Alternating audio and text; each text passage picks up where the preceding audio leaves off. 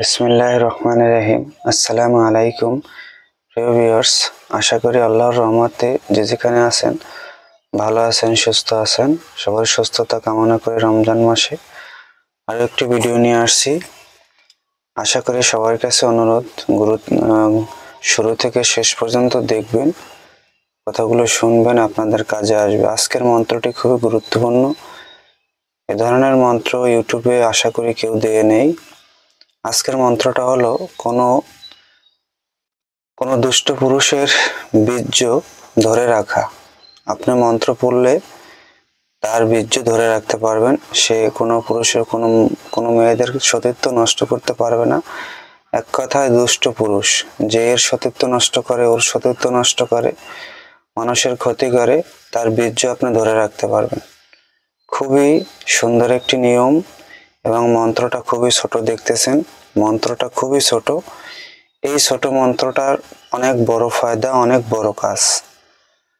বড় কাজ, যেটা আপনি কল্পনাও করতে পারবেন না। এত বড় কাজ এই ছোট একটি মন্ত্রে। এটা হলো, আপনি যখন কোনো দুষ্ট পুরুষ মেয়েদের সতীত্ব হরণ করে, বউ রেখেও বিয়া করে অথবা শালীদের কাছে যায়, এক কথায় দুষ্ট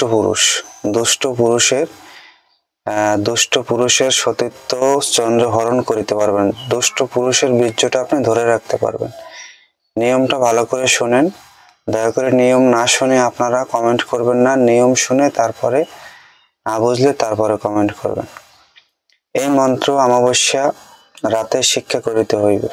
যদি কোনো দুষ্ট পুরুষ মেয়েদের সতীত্ব নষ্ট করতে চায়, তাহার জন্য এই মন্ত্রটি প্রয়োগ করবেন। কাজে যে কোনো পুরুষ নারীদের সতীত্ব নষ্ট করে, তাহার দিকে লক্ষ্য করে, মাথা হইতে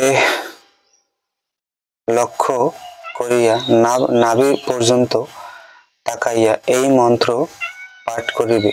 নিজের নিঃশ্বাস মানে এক নাকের নিঃশ্বাস হাত থেকে ধরে খুব জোরে জোরে টানিয়া, নিঃশ্বাসটা জোরে জোরে টানিয়া 3 বার এই মন্ত্র পাঠ করবে, ফেলতে হবে। ইহাতে সেই দুষ্ট পুরুষের চন্দ্রহরণ হইয়া যাইবে।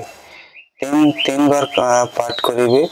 তবে সোম, শুক্র, বুধ 3 দিন বাম নাকের নিঃশ্বাস টানিয়ে ধরতে হবে ও বাকি 4 দিন ডান নাকে শক্তি বেশি থাকিলে এই কাজ করিবেন। ওই দুষ্ট পুরুষের আপনার শুধু ওর মাথা থেকে নাভি পর্যন্ত তাকাইয়া এই মন্ত্র পাঠ করবেন 3 বার, এবং যখন পাঠ করবেন পাঠ 3 বার শেষ হয়ে গেলে আপনার নিঃশ্বাসটা আপনি টেনে ধরবেন। আপনার এতটুকু হলেই হবে, তাহলেই ওই পুরুষের সতীত্ব হরণ হয়ে যাবে। ওই পুরুষের যত বড় শক্তিশালী পুরুষ হোক, ওর বীর্য, ওর সতীত্ব, ওর বীর্যতে ওর শরীরের কোনো কাজ করবে না, অচেতন হয়ে যাবে, মানে কোনো নারীর কাছেও যেতে পারবে না।